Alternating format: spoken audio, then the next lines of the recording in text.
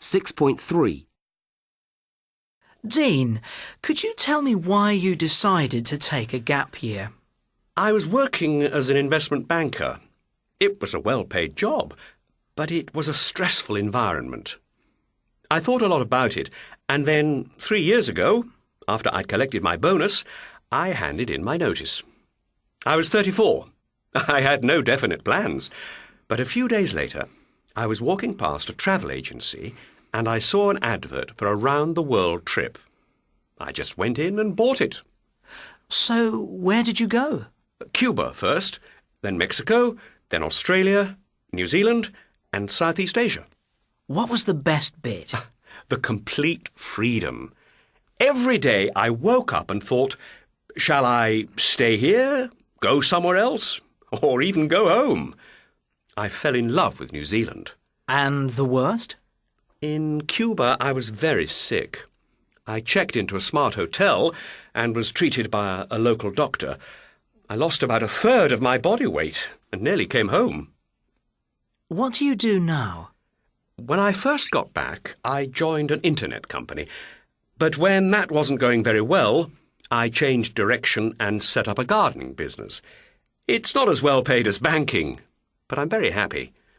And I'm planning to go back to New Zealand sometime soon.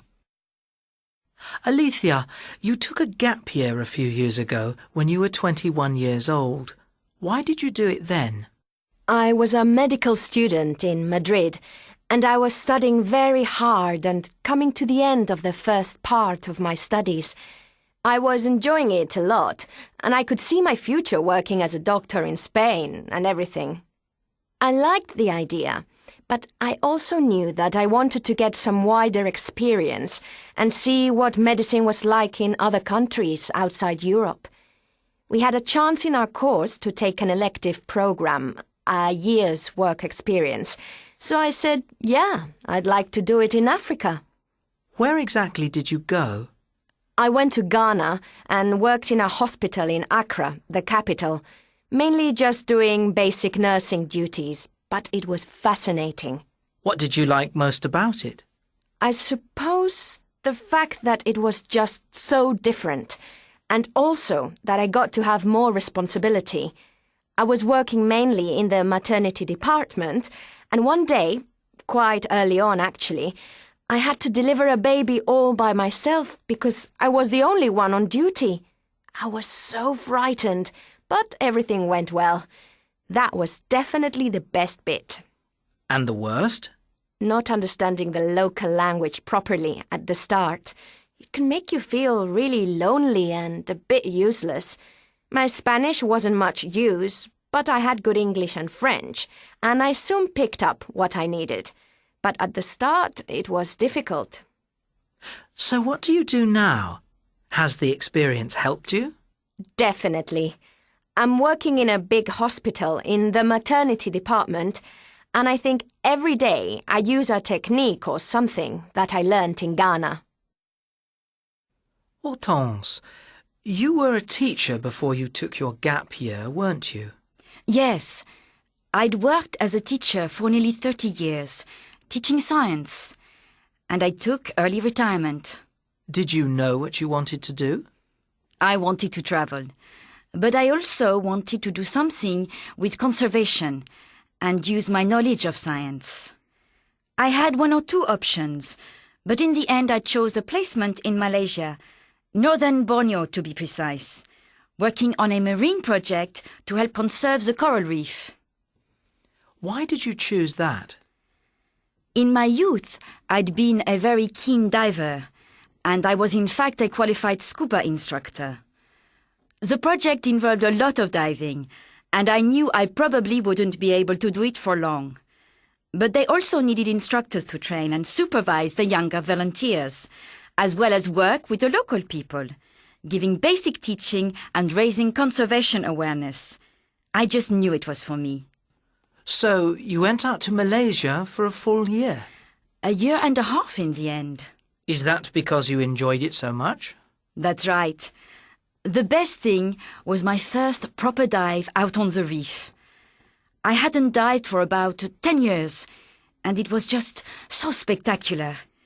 There are some of the best dive sites in the world out there. And you see everything. Fish of all sorts, not to mention the corals, lobsters and crabs. I realized a year wasn't going to be enough. Was it all good, or did you have any bad experiences? It was virtually all good. But I had one bad experience at the end, when I got into trouble on a dive and lost consciousness.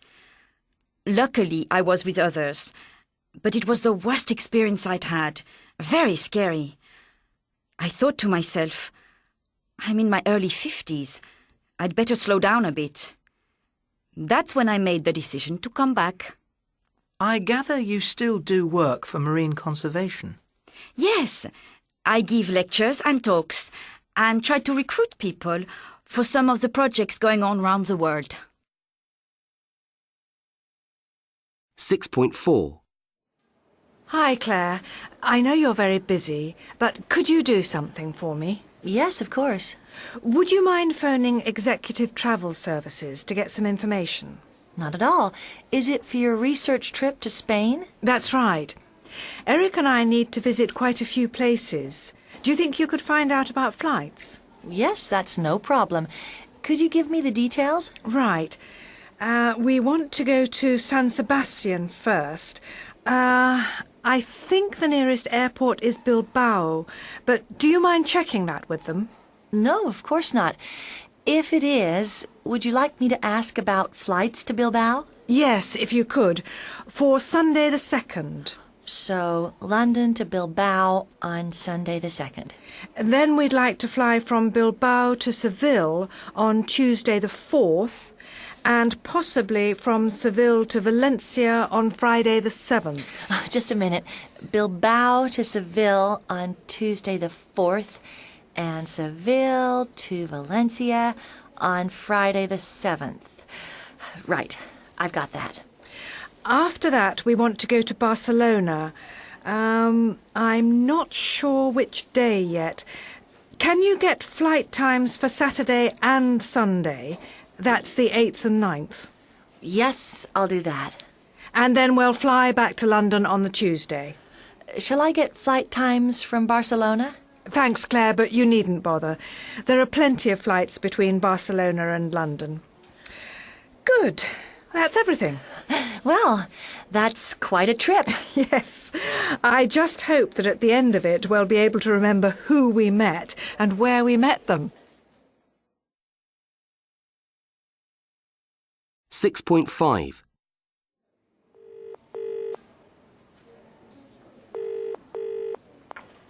Good afternoon. Executive Travel Services. Jan speaking. How can I help you? Oh, hello, Jan. It's Claire from NMP. I'd like some information on flights. Quite a lot of information, actually. Right. Where to? To Spain. First, do you happen to know if Bilbao is the nearest airport to San Sebastian? Yes, it is. Good. Then could you tell me what flights there are from London to Bilbao on Sunday the 2nd? That's the 2nd of this month, is it? Yes, that's right. Right, let's see. Okay, there's a daily flight to Bilbao in the morning, departing at 11:15 and arriving at 13:05. So, departing 11:15, arriving 13:05. And there's another one in the afternoon too, leaving at 18:15, arriving at 20:15. Sorry, did you say 2015 or 2050? 20:15. Okay, I've got that. Now, I'd like some information about domestic flights in Spain. First, can you tell me if there are flights between Bilbao and Seville on a Tuesday? Bilbao to Seville on Tuesday. I'm just looking for that. Yes, there's one at 8 in the morning that arrives at 9:10. Right, thanks. Next, I'd like to know if there's a flight from Seville to Valencia on a Friday. Valencia. Yes, there's a daily flight departing Seville at 12:25 and arriving in Valencia at 14:25. So, departing 12:25, arriving 14:25. No, sorry, I've made a mistake. It arrives at 13:25, not 14:25. Okay, arriving 13:25. Just one more question, Jan. Is there an evening flight from Valencia to Barcelona on a Saturday and a Sunday? Let me check. Yes, there's one at 19:10. That's the last flight of the day, arriving at 19:50. So, departing 19:10, arriving 19:50. Right. That's everything, Jan. Thanks a lot. I'll get back to you as soon as possible to book the flights. Bye! 6.6. 1. No, not the 7th, the 17th. 2. No, not Malaga, Madrid. 3. No, not 10:35, 10:25. 6.7. 1. No, not the 14th, the 4th. 2. No, not the 30th, the 13th. 3. No, not Zurich, Geneva. 4. No, not Berlin, Frankfurt. 5. No, not 12:45, 12:30. 6. No, not 7:20, 7:30. 6.8. A. So, travelling on the 7th? No, not the 7th, the 5th. B. So, departing at 11:45? No, not 11:45, 11:35.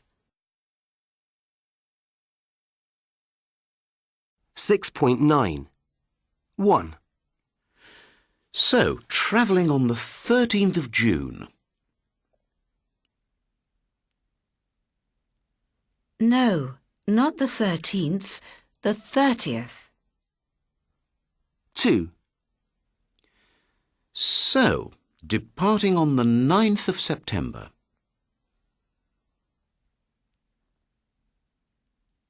No, not the 9th, the 19th. 3. So, staying in Milan? No, not Milan, Rome. 4. So, travelling to Chicago? No, not Chicago, Toronto. 5. So, arriving at 13:30.